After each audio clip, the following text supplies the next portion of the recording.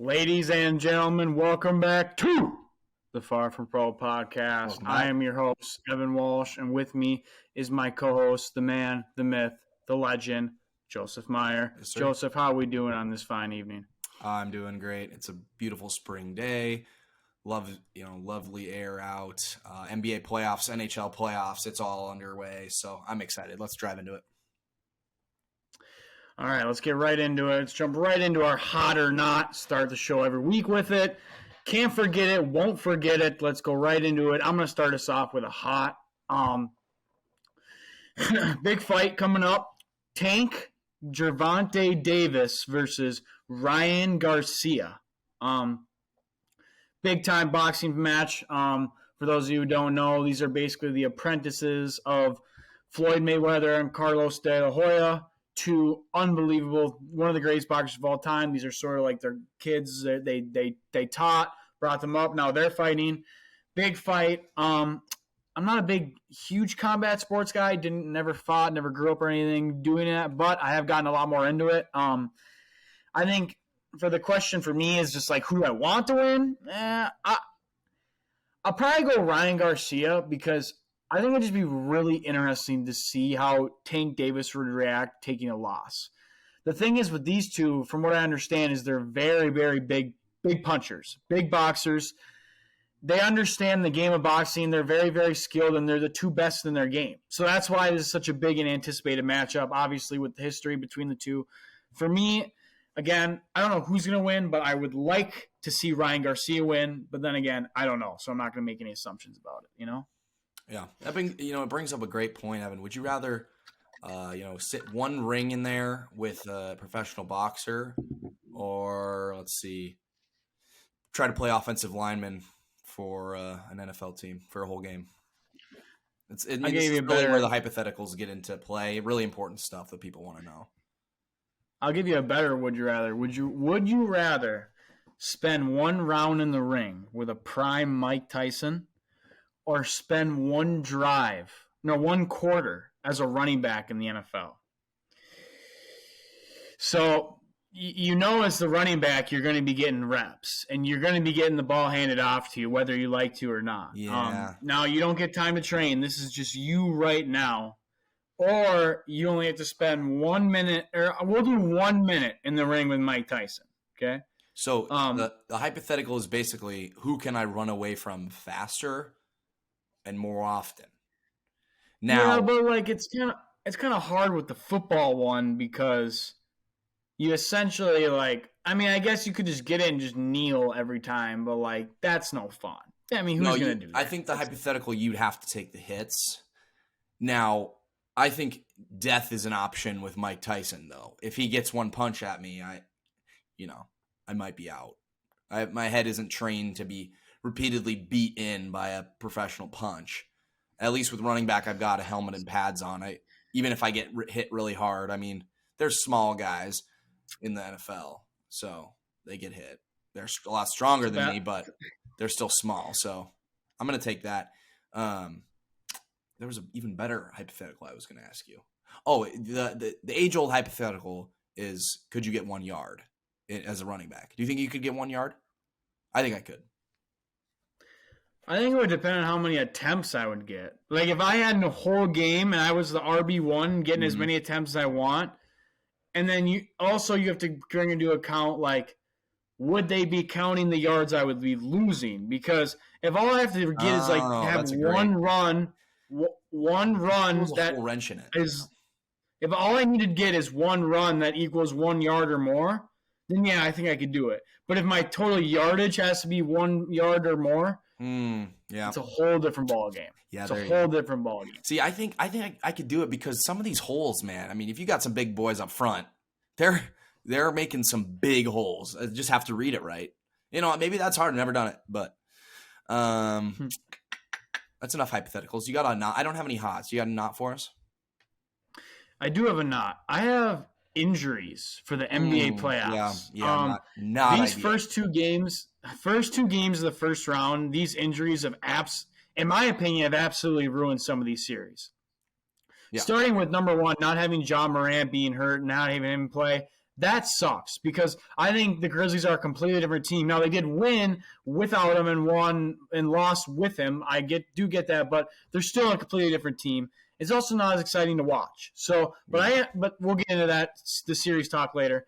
Then Paul George and now Kawhi Leonard's out for Game 3. So the Clippers had a great Game 1. Now they're going to go without PG and Kawhi for Game 3. I understand it's in LA, but still, they're going to get smoked. That sucks. That sucks to think the Los Angeles Clippers their two best players are just out, and they have to play the Phoenix Suns and Kevin Durant, Devin Booker. It's just suicide. It's just suicide overall.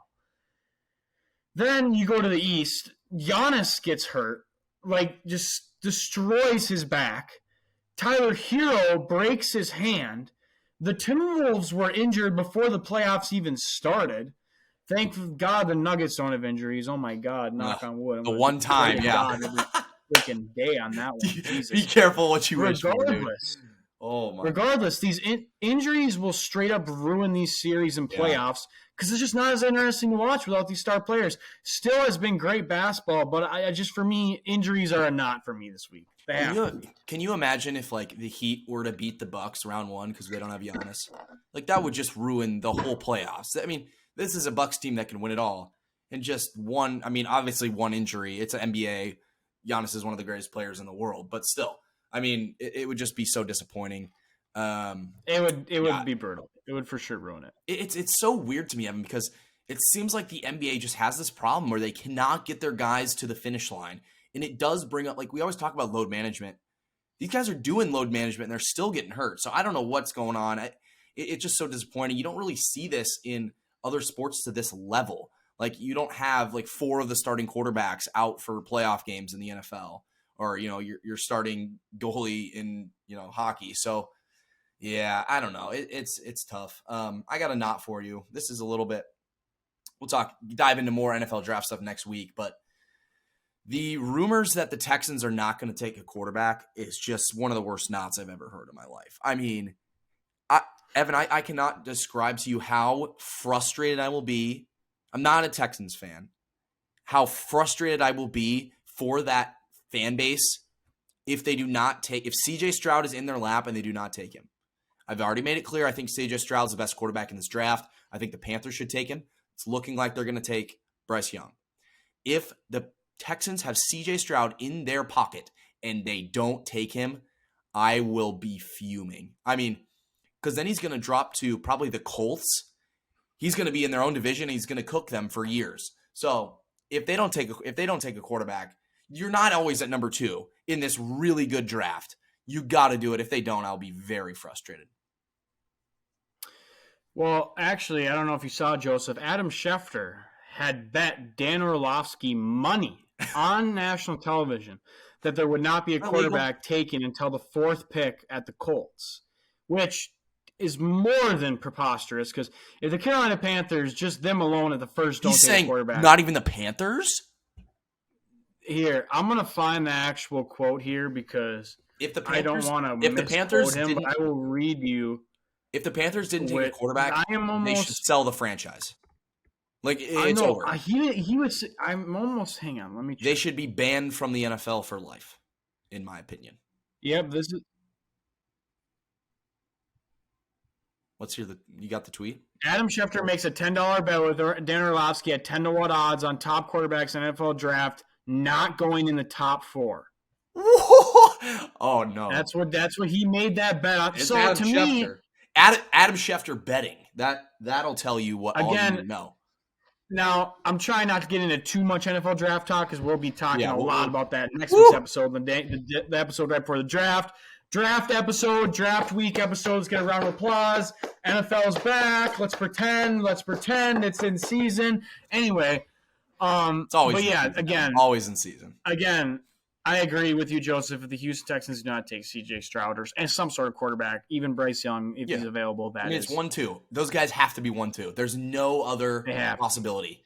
They're both very talented players. I love C.J. Stroud. I think he's going to be a future top 12, 10 quarterback in the league. If they don't take him, good for him. Honestly, good for him, because you don't want to be on a team that doesn't value you as that would skip you CJ Stroud's certainly hoping he doesn't go to the Texans because that place is a dump. That place is a firestorm of an organization. He's hoping he drops down to the Colts or someone else. So maybe CJ Stroud's happy with this news. Maybe he's going to pull Eli Manning and not play for the team that drafts him. Who knows?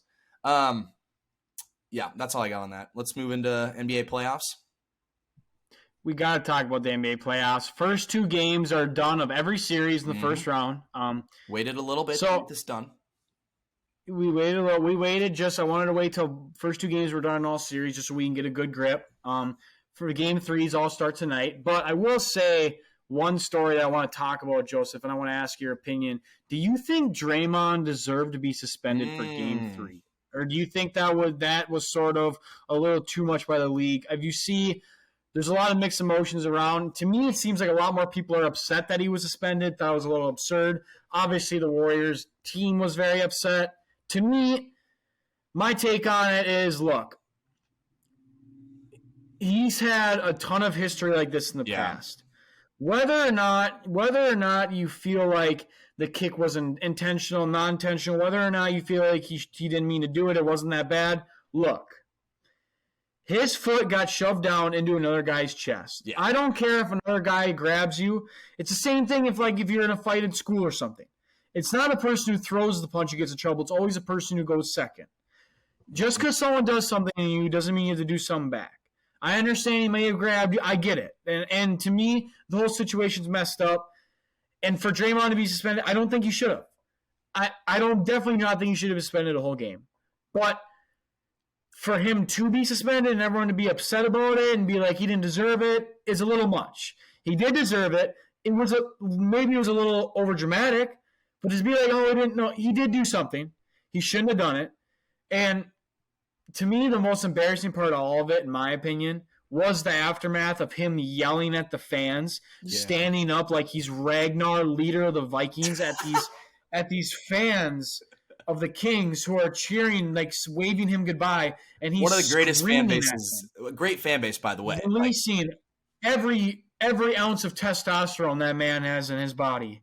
Every vocal cord is ruptured after this 5 minutes spent. He's got his teammates laughing, smiling. You can tell all of his teammates were at the point they were like, I want to tell him to stop, but it would just be very awkward. I know how many cameras are on us right now, so I'm just going to let him do his thing.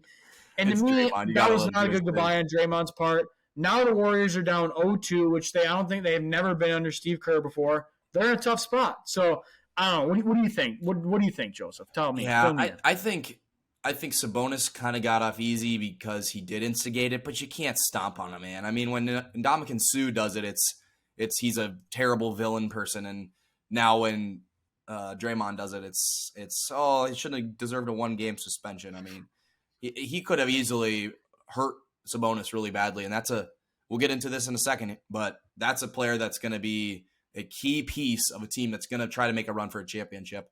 So I don't mind the suspension. The whole go to the crowd thing is just so embarrassing. Like, I don't know what he was trying to do, fire up his team. I mean, it's the Warriors. This is a team that is known for success. You're about to go down 2-0 to the Sacramento Kings, who are known to be a poverty franchise, and you're howling to the crowd in just... Whoa, Joseph. What? Whoa, now. What? The Kings are having a great year, and they're playing phenomenal. Year. I don't see any reason to shit on the Kings now. This year, previously, if you look at precedent, the Kings are a horrible franchise. That's why this is so special, because they're finally good, and it's awesome. But the Warriors have been a successful franchise. You cannot howl at the crowd like you're doing something when you just got ejected and your team's about to go down 2-0. Let me get this out of the way, Evan. I know you picked the Warriors. I believe that you picked the Warriors, correct? I think so, right? That's correct. Yeah, they're not winning this series. This thing's over. I mean, it's over. They're going to go down 3-0 without Draymond, and this thing is over. Congratulations to the Sacramento Kings for advancing to the second round of the NBA playoffs 2023. Great Joseph, job. You may have just dug yourself a massive hole in clips with that take right there. We are going to be bringing that back. Said something were to happen, but I want to say something before we move on. First off, congratulations to the Kings. They're playing unbelievable basketball right now. So and fun to watch. They needed to get these 2 wins at home in this series against the Warriors. So massive. Also, having Draymond suspended this 3rd game, if they can pull this game off, 100% series over. However, here's what I'm going to say. The war about the Warriors. There is somebody on the Warriors right now, and I don't care how much the public loves them. I don't care how much Riz this guy has. I don't care how cool he is off the court. I don't care about his style. I don't care about how flashy of a player he is. I don't care about the highlights he creates. I don't care about the girls he attracts. Jordan Poole is grossly, disgusting, unfathomably overrated. Wow. Not only is he overrated, overpaid, and not that good of a player. We're going to get paid. To fathom that you are paying a player $30 million, $120 million contract is what he got, to not start games, not play, he played under 20 minutes in a playoff game. He scored 4 points. His style of play and his game and the amount of money he's being paid is ruthlessly unacceptable. And it's gross. He's terrible on defense. He's not a good rebounder. He's not that efficient scoring-wise. He doesn't produce very good minutes. He's very on and off. Sometimes he goes off. Sometimes he doesn't. He is not that good, and he's an extremely overrated basketball player. Wow. And extremely overpaid. It hurts. It hurts, Evan. I love Jordan Poole. It's a fact, and it's gross to watch. Jordan Poole is one of my all-time favorite athletes. He contributed to one of my all-time favorite sports moments with the buzzer beater when he was at Michigan. Loved watching him in the playoffs last year, but you're right. I mean, he is getting paid, like he said, last year, and it's just, do we want to do the calculations of points per $1 million? I mean, please. This is an embarrassment. I know we've doubted the Warriors before, Evan, and I've done it many times. Sorry. You doubted them all the way until the finals last year. So it's tough for me because I don't want to doubt them, but at this point, the Kings are hot. The Warriors cannot win on the road. So even if the Warriors win all 3 of their games at home, they're going to lose in 7, which is like the best possible outcome for them right now because they're not winning in 6, that's for sure. They're not winning 4 straight. So they would have to somehow get this to a game 7 by winning all 3 games at home, which they are good at home, but they're not good on the road. So I think the series is over. Dude, De'Aaron Fox is just I love watching him play. Such a fun team to watch. Such a pretty basketball, great fan base. Love the light the beam stuff. So proud, so happy for the Sacramento Kings. It's good to see a team that has historically been bad be great for once. I love it. Anything else you want to touch on in that series? Well, I agree with you. As basketball fans, I'm very happy for what the Kings have done so far. They've made basketball very interesting, like you said, considering they've been awful and I'll tell our you whole lives, basically. I'll tell you what. They have a nice road. I'm just going to say it. Next up, if they win this series, it's either Grizzlies or could be without Ja, or at least a not fully healthy Ja, or the Lakers, who are, steaming and everyone loves them, but it's still the 7 seed Lakers that have played horrible this year at points. So they have a decently easy road to the Western Conference Finals. They're not getting past that, as we all know. But still, for a team that hasn't done anything. I'll tell you what. Huh? Speaking of Lakers Grizzlies. Oh, let's get into it. So first off, we got ourselves a fun series here. I love it. There's obviously a lot to talk about in this series. But the first thing I think we all needed to just get out of the way is, first and foremost, this Dillon Brooks guy is just, he is just a clown. I understand. I have nothing wrong with talking crap. I have absolutely nothing wrong with it. In fact, if that's your way of getting into people's head, if that's your way of playing, I literally have no problem with it. But for you to talk shit about literally one of the greatest basketball players to ever play the game. A guy who not only does way more than you do on the court, but has accomplished literally everything a basketball player could ever dream of, more than you ever will in your life. It's a wild thing for him to say. Now, I understand, great win for the Grizzlies. They played unbelievable without Jamal Murray. The way they played, their team chemistry, the way they moved the ball, their defense, they were playing unbelievable team defense, talking. Everyone was getting involved. Everyone in the starting five had double digits, like scoring. They were literally like playing such fun about. Jaren Jackson has been unbelievable this series. Mm-hmm. I've been so proud of him and happy the way he's been playing. He deserves that Defensive Player of the Year. But like, again, like for him to say that and talk about LeBron and do these things, it's crazy. It's a wild thing. But if that's his way of rolling, that's his way of getting through. You know. See, Evan, I you know me. I love all of the smoke. I love it when athletes get chippy. There is no amount of trash talking that I don't love, unless you are. I almost take it from a stance of, if you are a great player, you shouldn't be trash talking because you're better than that. That's why I had such a big issue with LeBron celebrating a win over the Timberwolves in a playoff game. It's like, you're LeBron, you're better than that. But Dillon Brooks doesn't know no better. This is his chance to punch up at LeBron, and it's working. We're talking about it. Everyone's talking about it. It led off every show this morning. He's calling LeBron old. He's right, he's old. He didn't say he's bad. He said he's old. So, I gotta appreciate it. He talked smoke before the game, before the series, talked smoke during the series, and now he's talking it after the game. So if they go on to win this series, we're going to hear a lot of Dillon Brooks. If they go on to lose this series, though, I mean, that man's going to be pushed into Patrick Beverley, era there. But yeah, I love my trash talk. I love it when players punch up at LeBron. I love talking trash about LeBron, so I love it when Dillon Brooks does it. He just speaks for the rest of us, in my opinion. LeBron is old, and he's a 7th seed in the playoffs. So if he doesn't win this series, it's just an absolute embarrassment of a season, and then we can all go back to trashing on LeBron. I love it.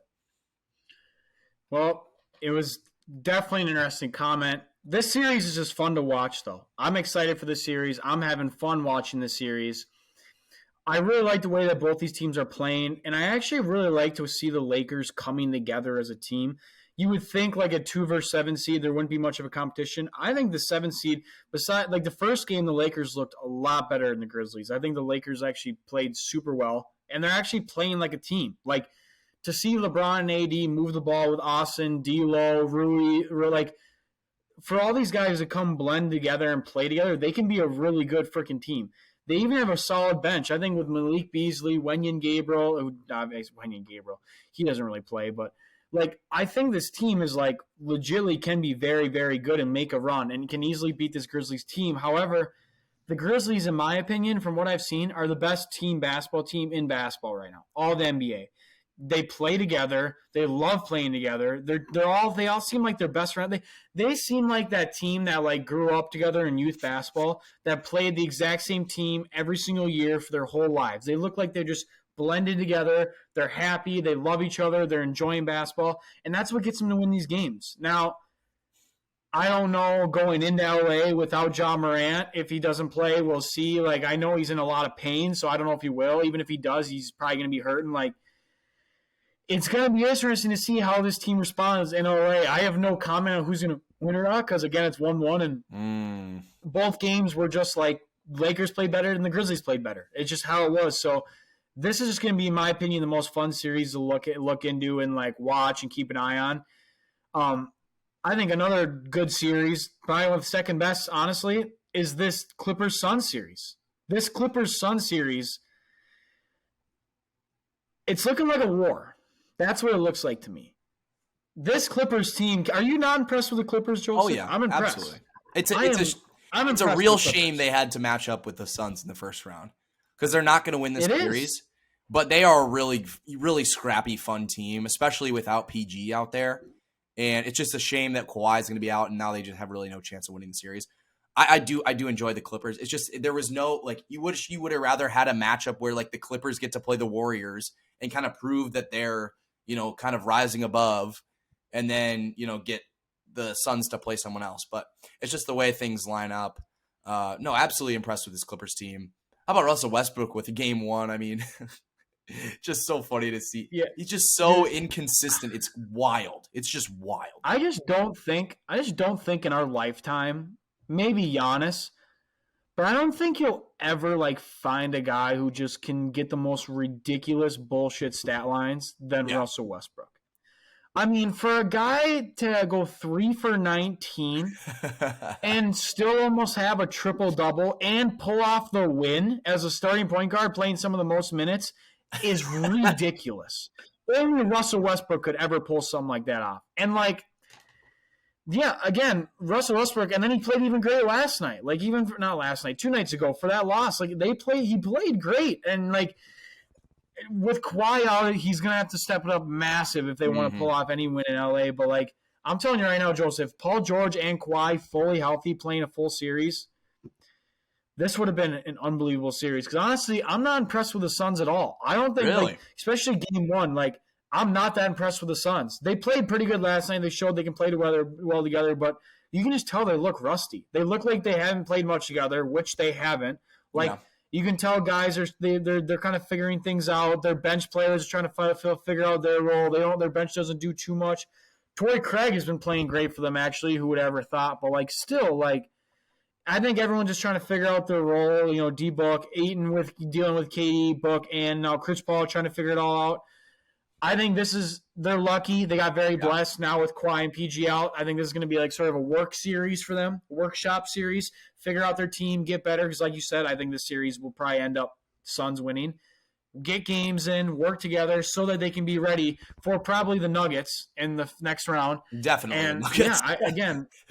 again, but like, not going to lie, and as a Nuggets fan, I'm not scared of the Suns. Like I thought, honestly, I was like, oh man, Suns in the second round is a tough draw.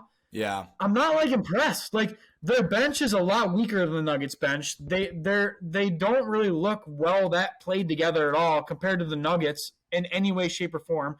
I don't think they have anyone that can slow down Joker and Aaron Gordon in the middle, which, by the way, Aaron Gordon is stepping up huge. We're not going to get into that series because it's a blowout, too much time. But again, like, I don't know about that. Again, but like still, it's like, to me, it's like, this team I'm not impressed with or scared of at all. So as a Nuggets fan, I'm actually happy to see the series going the way it is. But regardless, they'll be fine. You're right. I wouldn't be scared of them, but like it's still KD and Chris Paul and Devin Booker all on the same team. I will say though, if this team does not win a championship, how it's currently constructed, it's not going to be this year. They're not going to win the championship this year. If this team does not win a championship as it's currently constructed, I mean, we have to have this discussion about, are super teams worth it? And is Kevin Durant just the best player to just not be good in the playoffs? I mean, he will not have won a championship with these two massive super teams. And I understand there was drama in Brooklyn, but they have to win a championship the way it's currently constructed. It's just too much talent on a single roster. To see the Warriors do it without KD, and then to see KD not be able to do it, I'm not gonna talk too bad on him yet because they certainly could win the title. But you're right, not super impressed as of yet. I guess I'd say more impressed of the Clippers, what the Clippers have been able to do than what the Suns have. But we kind of expect a lot more from the Suns. So I don't know that I'm necessarily super disappointed. It's just kind of like, they'll be all right. They'll win this series. Going to struggle with the Nuggets. And I do want to talk about the Nuggets series because I think this is something that is not talked about enough. They keep putting the Nuggets games at 9:30 on Eastern time. I mean, I don't know, you out there on the Florida coast probably can't even watch them because it's 3 a.m. by the time the Nuggets games finish. Keep putting them late at night. Earliest game I get is 10 p.m. It's the earliest game I've had so far. 10:30. So I mean, nobody's talking about it. It's wild to me, Evan, that nobody. I mean, I understand it. There's Lakers and Warriors, and everyone wants to talk about it. No one's talking about the Nuggets. I mean, no one. Jamal Murray, something up in this man's blood to come back. He hasn't played in the playoffs since the bubble year. Comes back, is on an absolute tear. You absolutely love to see it. The city loves him. This team is perfectly constructed to win a championship if they stay healthy. I think it's going to happen if it stays the way it is. The Timberwolves are not a bad, like, they have a lot of talent. Anthony Edwards played amazing last night, but they're just not, like, this isn't like a team that, like, you should just blow out every single game. I mean, this Timberwolves team, if they don't make the Rudy trade, this is like a 5 or at least a 5 seed, maybe a 4 seed in the West. So I don't think that a sweep over the Timberwolves is impressive. This is not your typical 1-8 matchup. And I think it very well could be a sweep. I do think the Timberwolves will get one on them. I think probably someone's just going to have an off night and they'll get one in Minnesota. But what the Nuggets have done already is very impressive. To, choke away that 21-point lead, and it looks so bad for them.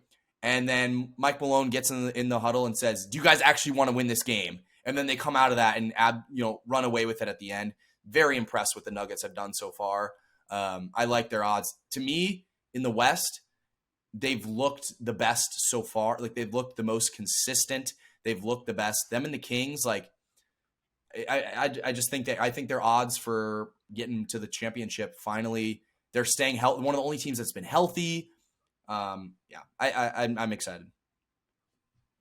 I think you made a good point here about how people aren't talking about the Nuggets, and it's really unacceptable because, to be honest, they did this at the beginning before the playoffs started too.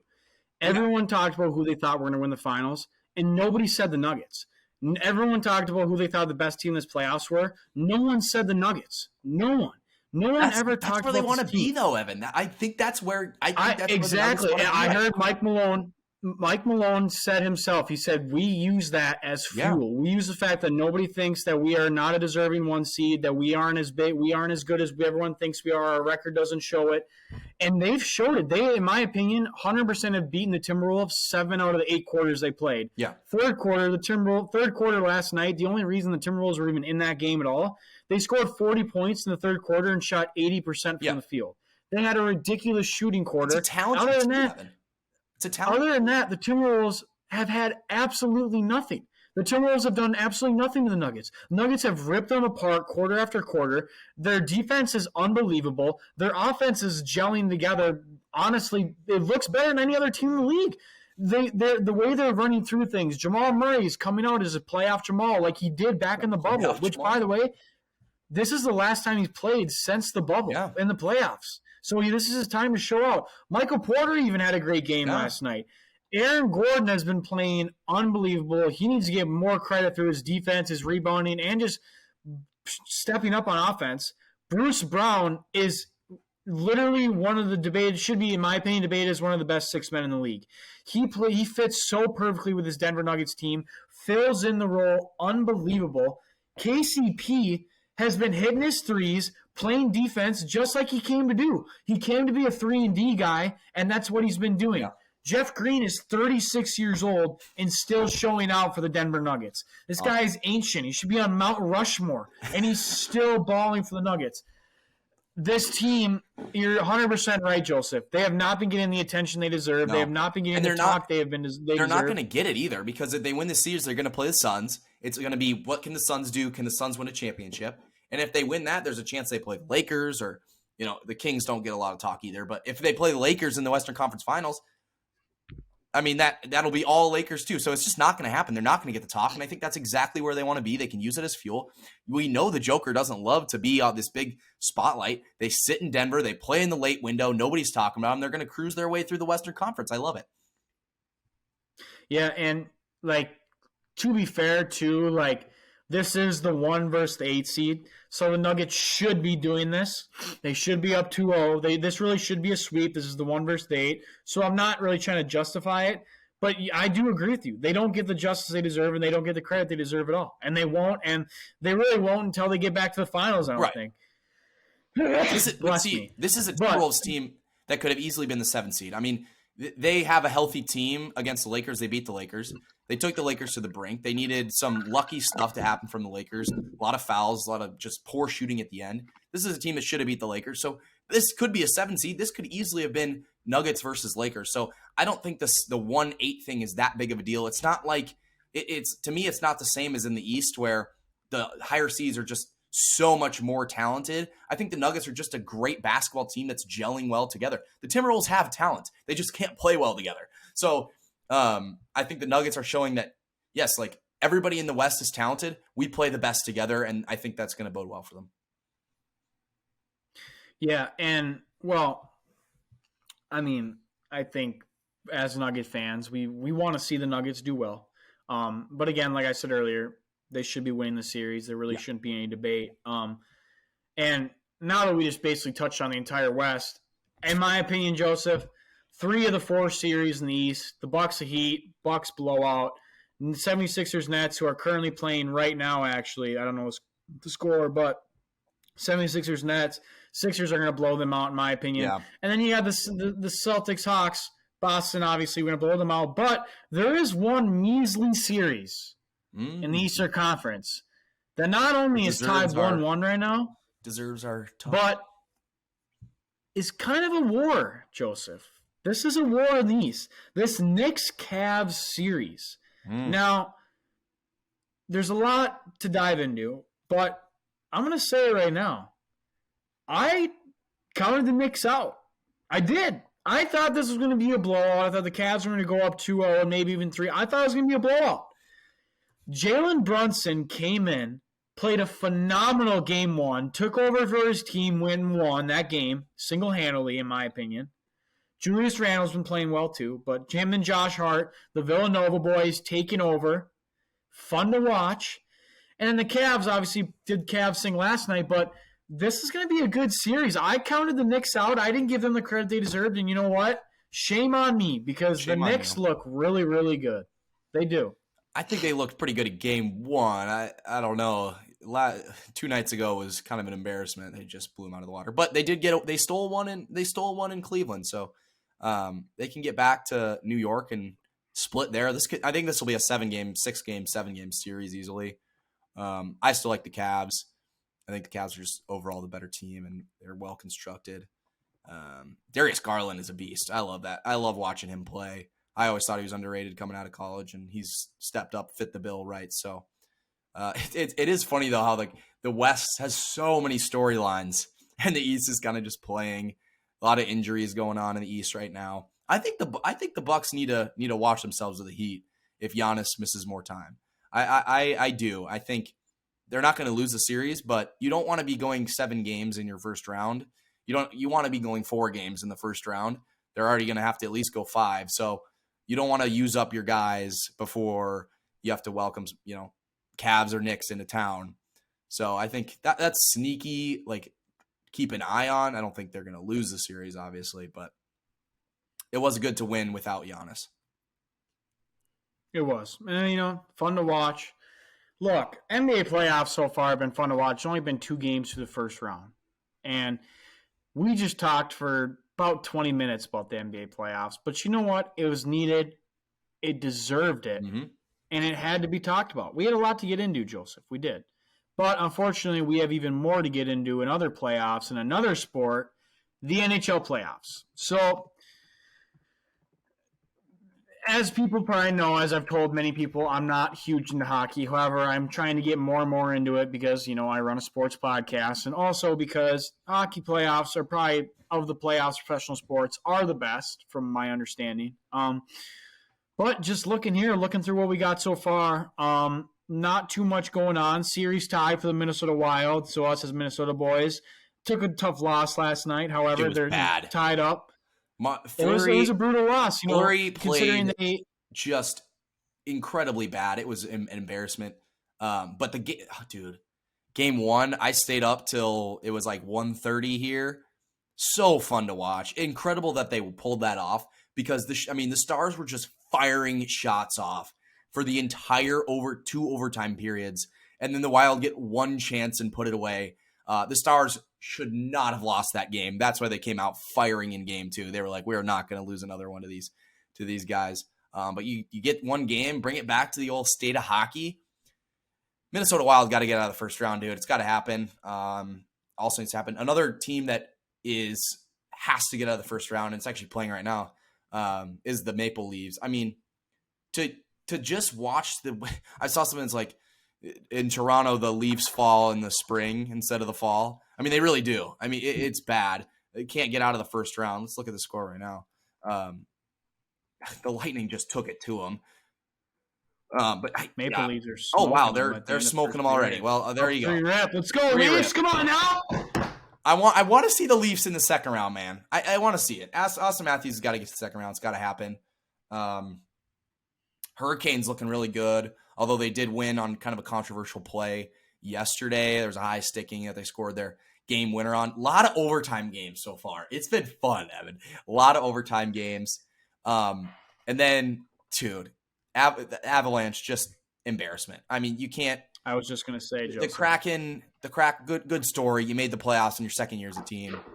I mean, this team hasn't even been around for more than 18 months. More than 18 months. 24 months. And they're beating the Avalanche on their home floor in a playoff game. Embarrassment. Can't happen again. Philip Grubauer with the revenge game of his life. He's just mad that they traded him before they won a cup. I think the Avs can still win the series, but an embarrassment to lose to Seattle in game one. It was a bad loss. I'll tell you what, though. You know what I love about this Avalanche team? I love, like, people forget, like, something. We lost one of our better players over this season through injury. Supposed to come back 20 games ago, but he didn't. And so that's number one for the Avalanche. Number two is this Avalanche team, Nathan MacKinnon, Cale Makar. We have big names. Now, I didn't even know this as a quote-unquote Avalanche fan. I didn't even know this, okay? I didn't even know this. But this Avalanche roster, okay, not only has some of the most star-studded names in hockey, but has easily one of the best goal scorers and players in the game in Nathan MacKinnon. And I didn't even know that. I didn't even understand that this kid is a complete stud. Now, did he play like a stud in game one? No. And does he need to play like a stud for the rest of the series for them to win? Probably. But that's what he does. And I think as long as Nathan MacKinnon steps up, plays well, same with Cale Makar, both of them show up. Like you said, Avalanche should take care of business. Bad first loss, but, sometimes it just happens. It's tough to defend sometimes a cup. It's always tough to defend a cup. We've seen the Lightning do it, but it's pretty rare to do to go back to back. It's going to be a challenging road. I've still got Avs versus Bruins in my cup, kind of chalk there, but I do like the Avs to have a chance to repeat. I think the Bruins will just ultimately be just too good. But you're right, Nathan MacKinnon, he's a killer. We saw it last year. I want to see it again. Excited for the road. It's just the balance between do I watch NHL or NBA and then I just watch both. It's just awesome. It's a great time of year. I love it. Absolutely love it. Anything else you want to get into? No, Joseph, there's not too much. Not really much to get into, honestly. Right. I would talk MLB talk, but really it's just for the next 2 months at least is going to be just baseball. It's just going to be regular season games, getting as many games as possible. There's not much to get into. There's not really too much to talk about. Obviously, some teams are doing worse than others, whatever. But at the end of the day, it's like right now is sort of that dead period where they're just getting games in. They're just talking. I will say this. The Rockies are horrible. They're so bad. Well, the Rockies, we kind of knew. I mean, we kind of knew that from the start. We won't get into that because there's really just not much to talk about. And they are an awful, awful, awful, awful baseball team. I will say this, though. Shout out to Matt Fitzpatrick in a phenomenal win at the RBC Heritage last week. He got his plaid jacket. For those who watched the Full Swing documentary, Matt Fitzpatrick episode was on there. He drew a lot of love from that. This was a great win for him. Actually, a very special win for him. He's been going to Harbor Lakes in that course since he was a little kid, watching that tournament. For him to be able to win it and play as well as he did that whole weekend, it was super cool to watch, super fun. It's also cool that, you know what, and again, I said this in a couple episodes ago, but Jordan Spieth is right there, man. I understand he hasn't been getting the wins and he hasn't been pulling it off to be able to become a champion and win some of these tournaments. But if you watch how he finished the Masters last week, if you watch how he finished this week at the RBC Heritage, he's literally right there, and he's playing really, really good golf. Now, he's not winning. He's not probably finishing where he wants to. But, again, I talked about this earlier. Someone to watch is Jordan Spieth and how good he's been playing. He's been playing very, very well. And another story about the golf world, I don't know about this, how much you know about this, Joseph, but in the golf world, there's these things called designated events. And there are these events that pro golfers at a certain, when you get your PGA Tour card, you basically have to show up to. Get the names out there so you can play at these tournaments. RBC Heritage is a very big one. Rory McIlroy decided not to show up. Because of him not showing up to the Heritage, he got a $3 million fine taken away from his salary from last year. Now, when you're Rory and you make the money he makes, right, you don't really need to worry about it. Doesn't really barely puts a dent in the bank. However, you still lose $3 million off of just not showing up to one golf event in one weekend. To me, that, I understand what golf is doing. You're trying to get all these guys to play. You're trying to keep these tournaments big. You're trying to keep these players big. And you're trying to keep it so they keep playing so that people watch golf. I do. But a $3 million fine after missing one golf tournament, after all that Rory does for the game of golf, all he does for the PGA Tour, to me is absurd. Even guys who are casual golfers know Rory and know how much he's done for the game of golf and how much he means and how good he is. For him to get a $3 million fine after missing this one tournament, it's so crazy to me. I think it's absurd. But, again, I know what the PGA Tour is doing, and I understand why they did it. So, just wanted to throw that out there. Cool. That's all we got. Great pod. All right, Joseph. Well, another episode in the books. We'll be back. We will be recording Wednesday next week, post on Thursday. NFL draft episode next week. Big episode on the NFL draft. We're just basically going to be talking about the NFL draft for at least 30 minutes because we have a lot to talk about, a lot to get into. We have a lot to talk about for who he thinks the Chargers are going to get, who the Broncos might get, whatever. All right, we have a lot to get into, so we'll get into that episode next week. Joseph, please send us off, and thank you for listening. Peace.